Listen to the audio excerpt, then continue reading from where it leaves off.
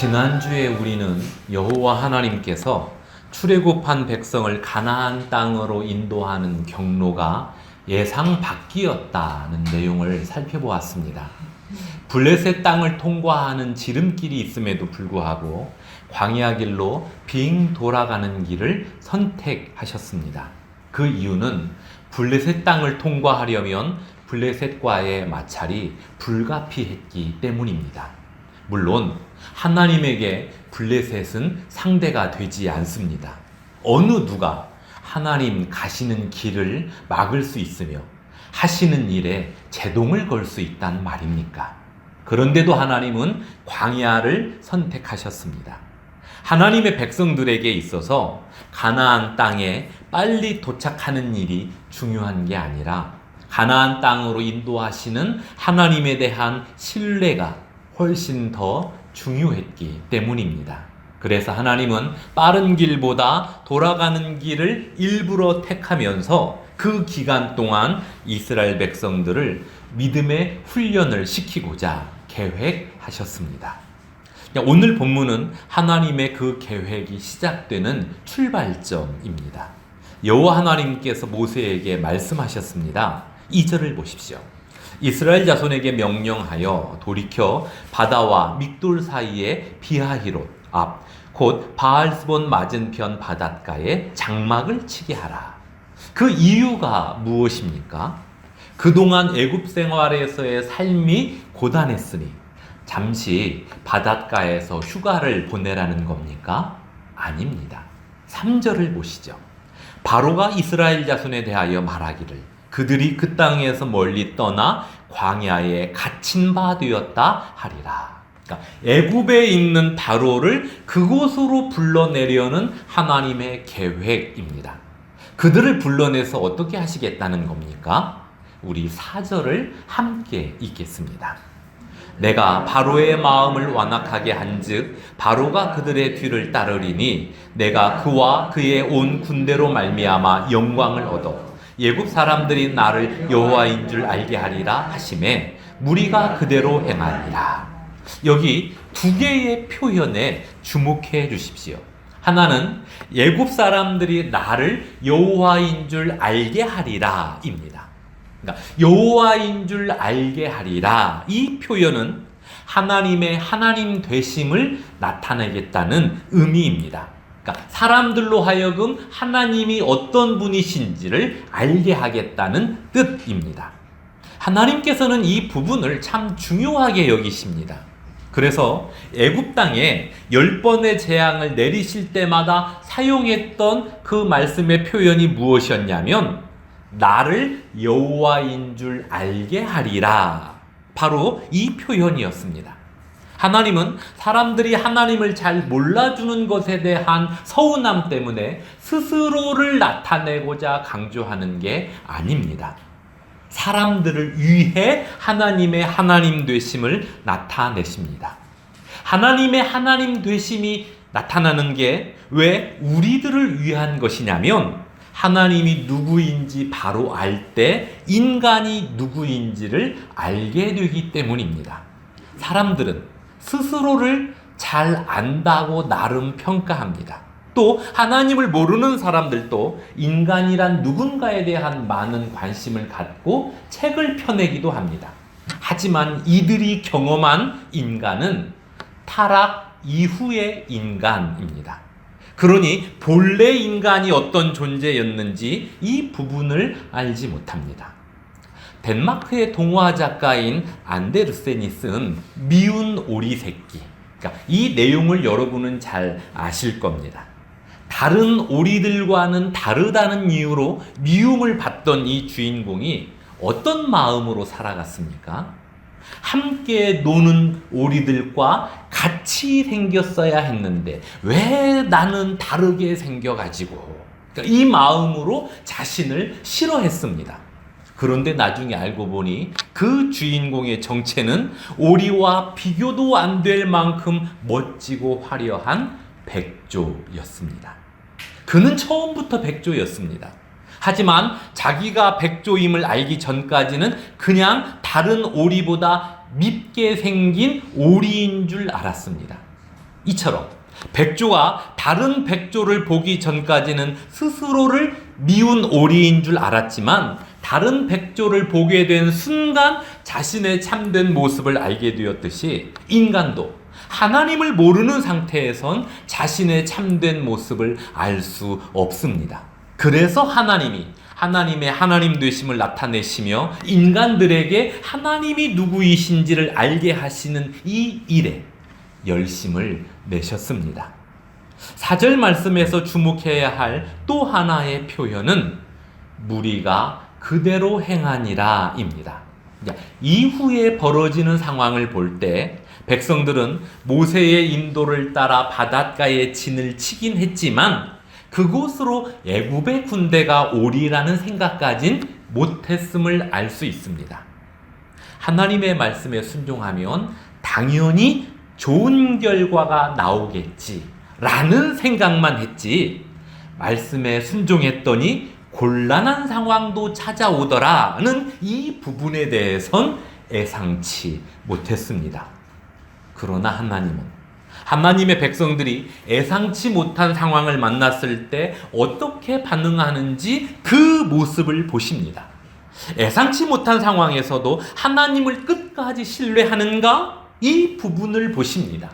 그래서 하나님은 우리가 열심히 기도했음에도 불구하고 종종 예상 밖의 결과를 나타내 보이십니다. 그 상황에서도 하나님을 계속 신뢰할 수 있는 믿음의 사람으로 성숙해지길 하나님은 기대하시기 때문입니다. 하나님의 그 마음을 따라 하나님은 배수진을 선택하셨습니다. 배수진.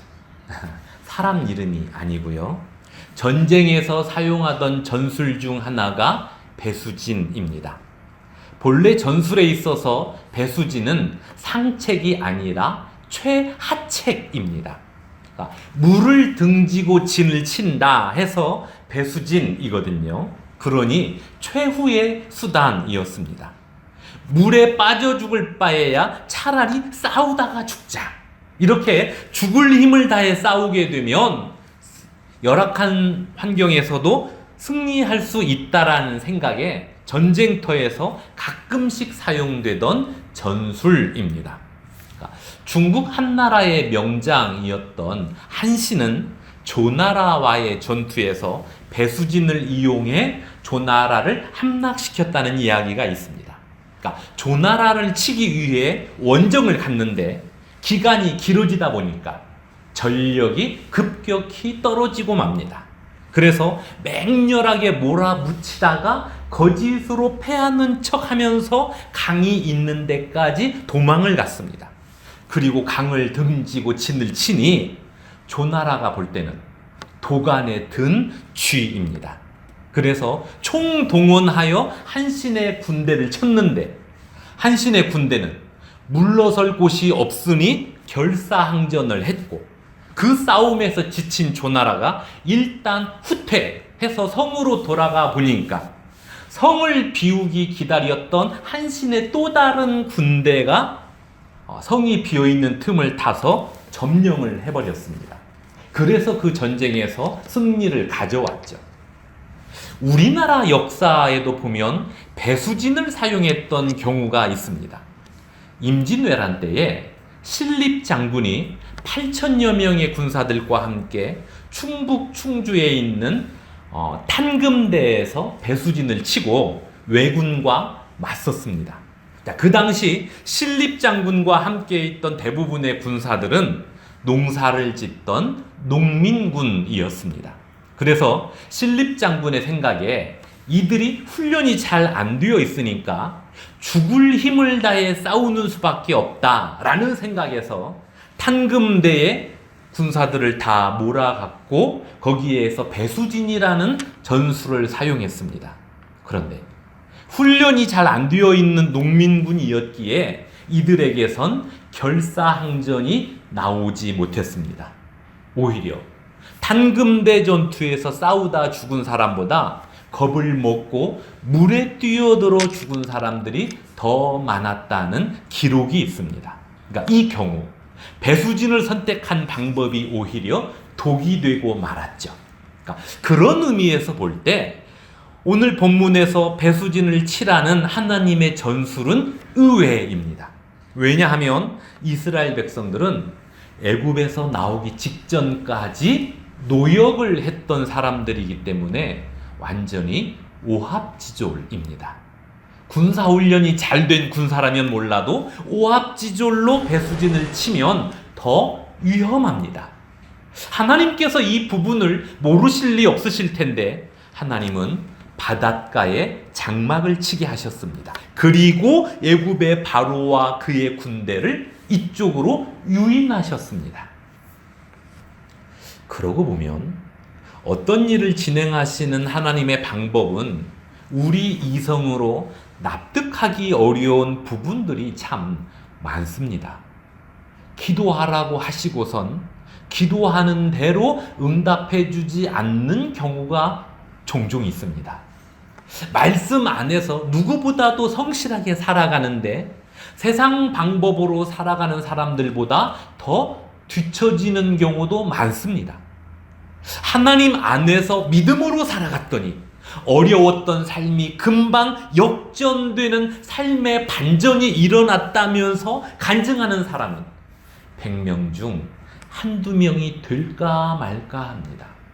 그러니 참 답답합니다. 그런데 이것을 아십니까? 하나님 안에서 반전은커녕 성실히 살아가도 그 열매를 제대로 못 보는 성도들이 아직도 하나님 품을 떠나지 않고 있다는 사실입니다. 이것은 무엇을 말해줍니까? 내 믿음이 좋은 게 아니라 하나님의 놀라운 은혜가 나를 계속 붙잡고 있다는 사실입니다. 만약 하나님께서 붙드시는 그 은혜가 아니라 내 믿음 여부에 따라 내 인생이 판가름 나는 거라면 우리의 믿음으로 어떤 열매를 얻기는커녕 우리는 벌써 하나님께 등 돌리고 남았을 사람들입니다. 그런데 내가 여전히 하나님의 품 안에 살고 있으니 이 상황은 누가 봐도 하나님의 놀라운 은혜입니다. 저와 여러분은 지금 그 은혜 아래 살아가고 있습니다.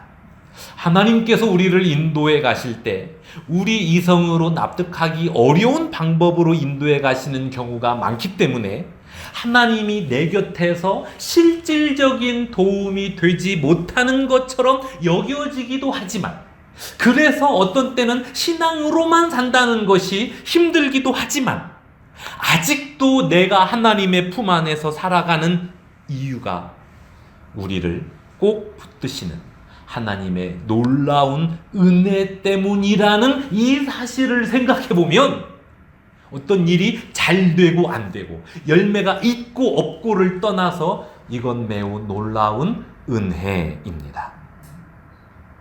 믿습니까? 한편 애굽을 빠져나갔던 이스라엘 백성들이 광야에서 헤매다가 바닷가에 머무르고 있다는 소식이 들려지자 애굽의 바로는 흥분했습니다. 우리 함께 5절을 읽겠습니다. 그 백성이 도망한 사실이 애굽 왕에게 알려지매 바로와 그의 신하들이 그 백성에 대하여 마음이 변하여 이르되 우리가 어찌 이같이 하여 이스라엘을 우리를 섬김에서 놓아 보내었는고 하고. 그러니까 무슨 말입니까? 10번째 재앙을 당하면서 얼떨결에 이스라엘 백성들을 다 데리고 가라 했지만 그들이 바닷가에 머무르고 있다는 소식을 듣자 바로의 마음이 바뀌었습니다. 아, 이스라엘을 다시 잡아올 수 있겠구나. 이런 생각에 바로가 흥분을 감추지 못합니다. 그래서 친히 우수한 지휘관과 군대 병력을 착출하여 이스라엘을 추격합니다. 그리고 9절, 애굽 사람들과 바로의 말들, 병거들과 그 마병과 그 군대가 그들의 뒤를 따라 바알스본 맞은편 피하히롯 곁 해변 그들이 장막 친 데에 미치니라. 그러니까 이스라엘 백성과 바로의 군대가 서로 알아볼 수 있는 거리까지 좁혀졌습니다. 이때 이스라엘 백성들의 반응이 어떠했습니까? 10절, 바로가 가까이 올 때에 이스라엘 자손이 눈을 들어본즉 애굽 사람들이 자기들 뒤에 이른지라. 이스라엘 자손들이 심히 두려워하여 여호와께 부르짖고. 그러니까 이스라엘 백성들에게 혼돈과 두려움이 찾아왔습니다. 만약 여러분이 출애굽했던 이스라엘 백성의 무리 가운데 있었다면 어떻게 반응하시겠습니까? 이스라엘 백성들은 여호와께 부르짖었습니다. 믿음의 행동입니까? 예, 그 자체만 보면 믿음의 행동입니다. 예상치 못한 상황에서 제일 먼저 하나님께 부르짖었으니 배수진을 치게 한 하나님의 선택도 옳았고 그들도 믿음의 반응을 보였습니다.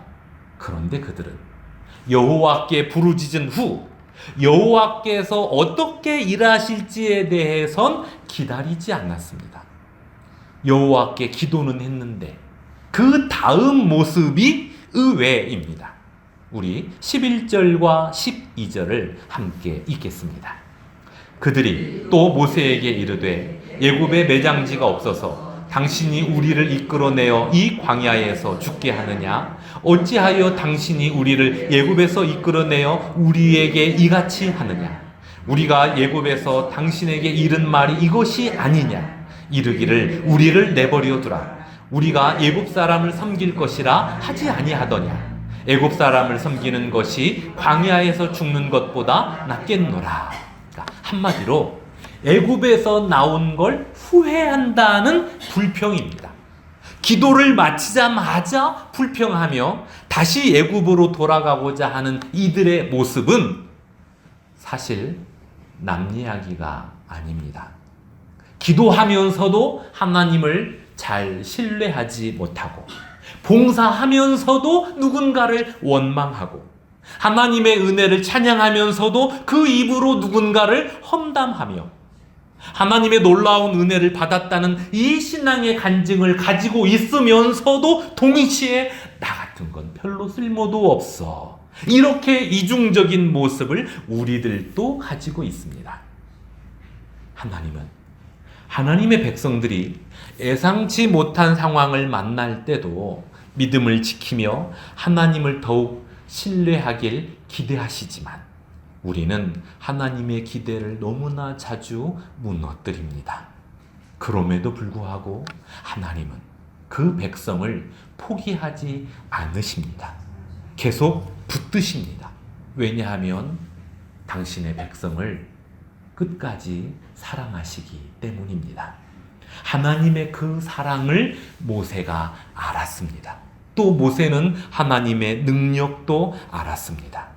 그래서 모세는 백성들의 불평을 온 몸으로 받아들이며 백성들을 향해 이렇게 외칩니다. 너희는 두려워하지 말고 가만히 서서 여호와께서 오늘 너희를 위하여 행하시는 구원을 보라. 너희가 오늘 본 애굽 사람을 영원히 다시 보지 아니하리라. 여호와께서 너희를 위하여 싸우시리니 너희는 가만히 있을지니라. 그러니까 하나님에 대한 확신입니다. 모세가 이 확신에 찬 어조로 불평 가득한 그 백성들을 설득하고 있습니다. 모세는 하나님에 대한 이 확신을 날 때부터 가지고 태어난 사람이 아닙니다. 여호와께서 미디안에 머물던 모세를 찾아가 애굽으로 가라 명하셨을 때 모세가 얼마나 많은 변명으로 버텼는지 모릅니다. 그러니까 이 모습을 달리 표현하면 여호와에 대한 불신이자 불평이었습니다. 그랬던 모세가 이젠 하나님에 대한 확신으로 가득 차 있습니다. 눈앞에는 바로와 그의 군대가 기세등등하게 서 있고 뒤에는 바다가 가로막혀 있습니다. 그리고 백성들은 두려워하며 불평을 쏟아내고 있습니다. 사면초가죠. 이 상황에서 모세는 백성을 향해 우리 두려워하지 말자. 여호와께서 우리를 위해 싸우실 것이다. 우리를 위해 싸우시는 여호와의 구원을 보리라. 이러한 믿음의 확신으로 백성들을 토닥여주고 있습니다. 이 믿음의 확신이 어떻게 생겼습니까? 여호와께서 모세를 포기하지 않고 계속 붙들어 주셨기 때문입니다. 불평하던 모세, 낙심하던 모세, 못하겠다고 버티던 모세, 그러한 모세를 하나님은 기다려 주시고 토닥여 주시고 품어 주시고 하나님의 은혜를 더욱더 부어 주시면서 기어이 모세를 믿음의 사람으로 다듬어 가셨습니다. 하나님은 모세를 붙드신 그 사랑과 은혜를 저와 여러분에게도 베풀어 주시는 줄 압니다. 기도한 후 지속적으로 하나님을 신뢰하는 믿음의 사람이 될 때까지, 봉사할 때 봉사하지 않는 누군가에 대한 원망이 아닌 내가 봉사할 수 있다는 이 기쁨으로 충만할 때까지, 하나님의 은혜를 찬양하는 그 입으로 누군가를 격려하고 품어줄 때까지, 하나님의 놀라운 능력과 사랑을 받고 사는 이 은혜 때문에 내 자신을 초라하게 여기지 않을 때까지 계속 우리를 붙들고 계십니다. 그렇습니다. 우리 입장에서는 종종 인생에 예상치 못한 상황이 찾아와서 당황하기도 하지만 이 모든 일들이 결국엔 하나님의 하나님 되심을 알게 하고 동시에 하나님의 백성인 우리의 진짜 모습을 보게 하려는 은혜의 방편이었습니다. 이러한 하나님의 놀라운 은혜 속에서 저와 여러분이 살고 있음을 우리가 언제나 기억하면서 어떤 상황에서도 낙심하지 않는 우리 모두가 되기를 주님의 이름으로 축원합니다.